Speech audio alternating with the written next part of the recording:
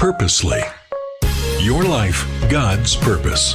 Listen at purposely.com.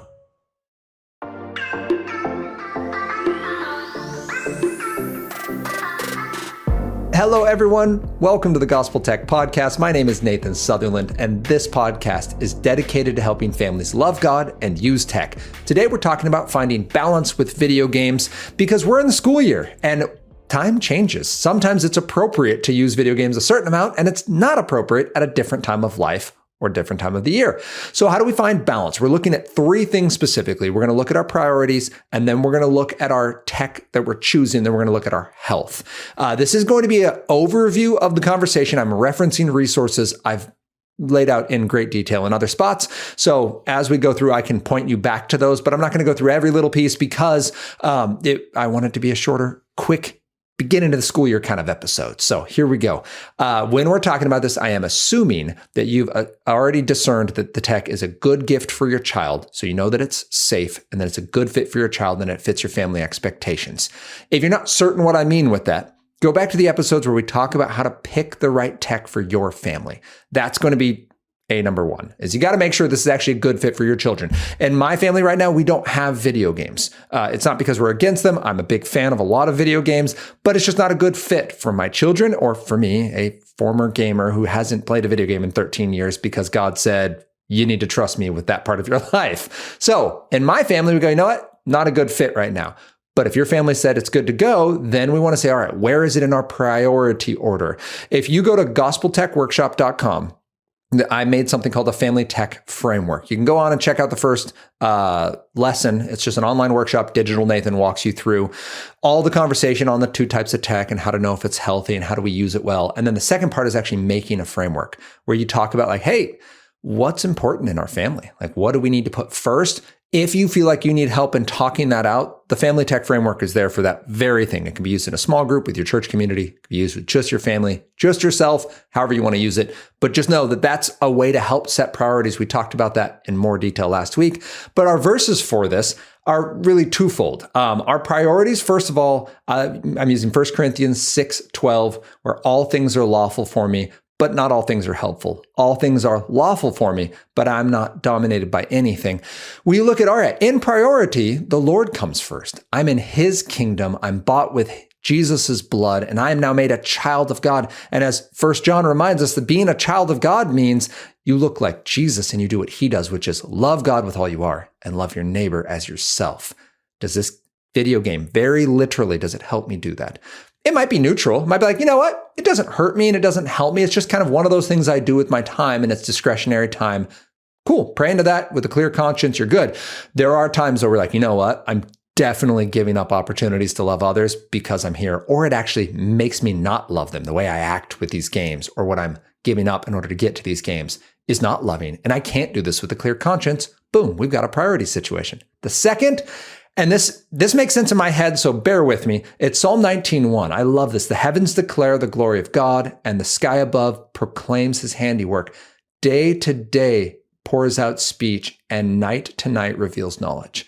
There's something about being in nature, and there's something about God's creation, both the people, the animals, and the world around us, the nature, that calls our hearts to him and to something greater. It is all too common that digital spaces call us to our kingdom and to our effort and to our success and victory. And that's the thrill of it. That's why I can't play them anymore. It wasn't just Madden is too much fun. I'd fall asleep playing Madden. Sport games are not my thing. But RPGs, building worlds, seeing progress, destroying the forces of evil in my own strength and leveling.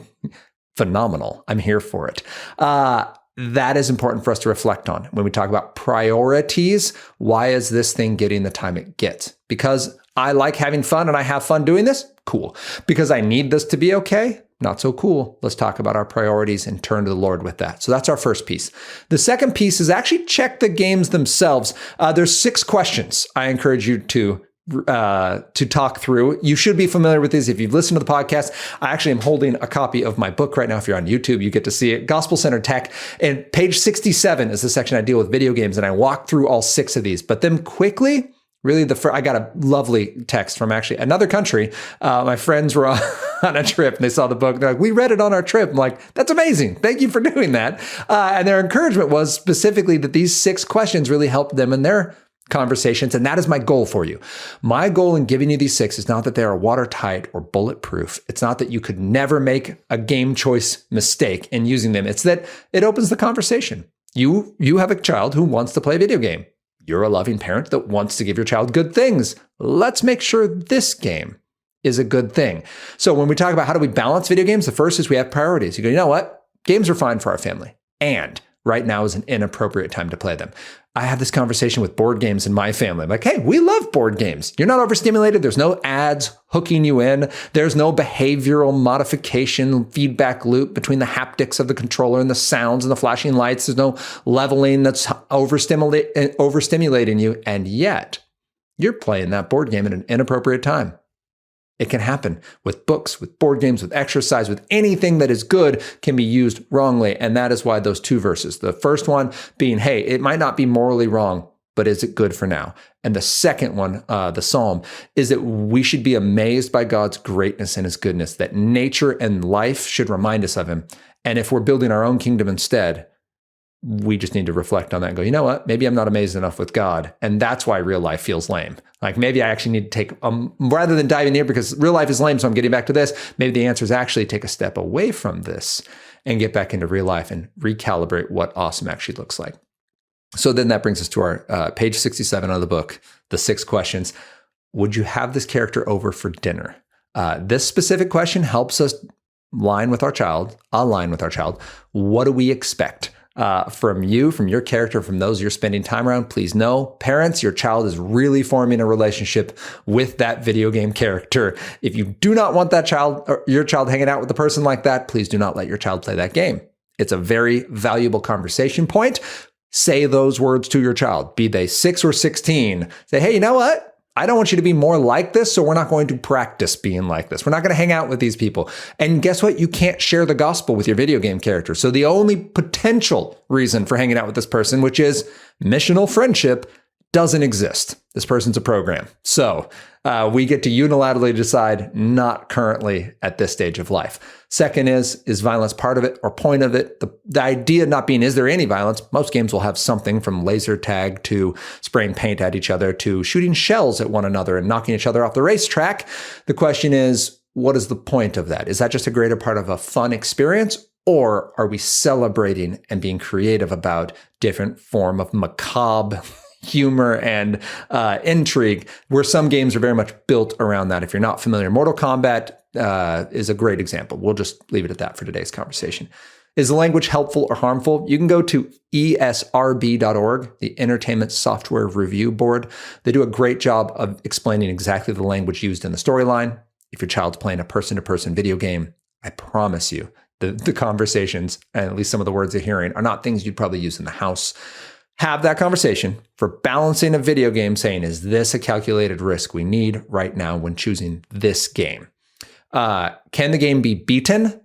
Howlongtobeat.com is a great assessment of how long will this game take my child to complete one time through. If it says over 200 hours, the game is effectively limitless. So that's going to be World of Warcraft and Minecraft and Fortnite, games that don't have like an actual end. There's no like, well, you did it and now you can feel accomplished. That's not the point of those games. So just know that going in, when you choose it, it's okay to play a game that can't be beaten. You're just setting yourself up for a harder conversation. It's always going to be a battle because there's always something awesome to do. There's never an expiration of gaming excitement. And that's by design. It's very well designed for what it's trying to do. It's probably just too much for a developing brain. So be aware of that. Are the themes appropriate? Big games, small games, all have deep conversations. I mean, there was a free-to-play. It wasn't free-to-play. It was a fan-made, though, called Binding of Isaac that came out probably 10 years ago. And it's got some dark themes from someone who is very angry at God and is taking this concept of a human sacrifice and of God giving even Jesus as a sacrifice and being really angry with it. And the game itself was well made and it was interesting and it was fun to play. But the greater theme is deeply troubling. So make sure that you've talked it out with your kids, because it's embedded in there, the kind of true vile nature of God. And, you're being duped into thinking that's good. And really you're the victim and that you should go establish your own kingdom. And that's like a little itty bitty, it's kind of made in like 16-bit blocky style graphics. But the themes are heavy. And then finally, is it built around, I guess I would say, is your child more present, is the way I phrase the question in the book. But really, what fruit is produced? Is it love and joy and peace and patience and kindness and goodness and gentleness and faithfulness and self-control? Like, you find a game that makes your kid gentle and joyful and self-controlled? Cool. Let your child play that game, please. If there are games that do the opposite, it's more Galatians 5, and that was Galatians 5:22, but Galatians 5:19-21, right? If it builds up envy or lust or anger or dissension, go, hey, you know what? Maybe the game's not wrong, but it's not a great fit for you right now. Let's play something else. All right, so that's the questions we ask about it with our reset in mind. I'm not going to dive through the whole reset, but a reset is we look at a game and say, does this improve or impede my relationships and responsibilities, my emotions, sleep, enjoyment, and time? There's lots of episodes on that. You can go back to January of this year to find out more on the reset. So then finally, it's just, how do I know what's happening? Is there accountability on this device? Accountability either preempted, meaning the device doesn't connect to the internet, so we're all good. You're playing a Game Boy. Cool. And systems that have great accountability, Nintendo Switch does a great job of creating a separate app that parents can use. Microsoft has come on board with this. So your Microsoft Xbox can have a parental app where you can help manage some of the content and even the games that can be played on that console. The access they have to the social side, Xboxes have a strong social component where you can connect with other players.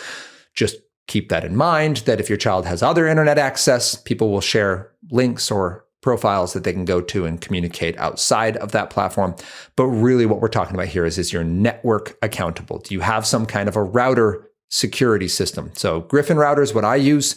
You can set up your devices on separate categories. So dad's laptop can access the internet after 8 p.m., but the television we have outside can't. So keep that in mind as an option. Something like the Bark Home. It's an actual hardware device you plug in to your modem and into your router, so that it doesn't project the internet, but it allows another layer of security.